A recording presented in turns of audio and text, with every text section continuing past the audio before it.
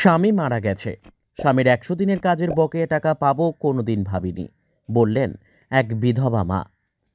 ১০০ দিনের কাজের বঞ্চিত শ্রমিকদের ২ বছরের বকেয়া টাকা পেতে লম্বা লাইন বাঁকুড়া জেলার ইন্দাসের গোবিন্দপুরে সহায়তা কেন্দ্রে এই চিত্র দেখা গেল।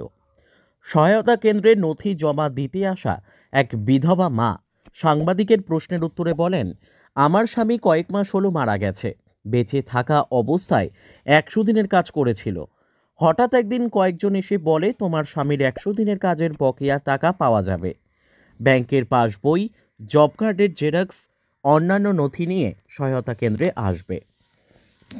আমি ওইসব নথি জমা দিতে গিয়েছিলাম। স্বামী চলে যাওয়ার পর থেকেই খুব কষ্ট হচ্ছিল সংসার চালাতে। আর যখন শুনলাম ১০০ দিনের কাজের টাকাটা পাবো, তখন খুব আনন্দ হচ্ছিল। কোনোদিন ভাবিনি এই টাকাটা পাবো। ১০০ দিনের কাজের বকেয়া টাকাটা পেলে আমার কষ্ট অনেকটাই কমে যাবে। দিদিকে ধন্যবাদ জানাই ২ বছরের বকেয়া টাকা দেওয়ার জন্য।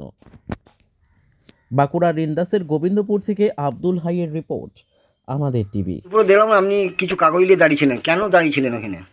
আমার স্বামী কাজ করেছিল ইয়ে জব কার্ডে, আচ্ছা। জব কার্ডটা নিয়ে দাঁড়িয়েছিলাম। আর 91 নিয়ে আর আধার কার্ড, হ্যাঁ। আধার কার্ড নিয়ে গিয়েছিলাম।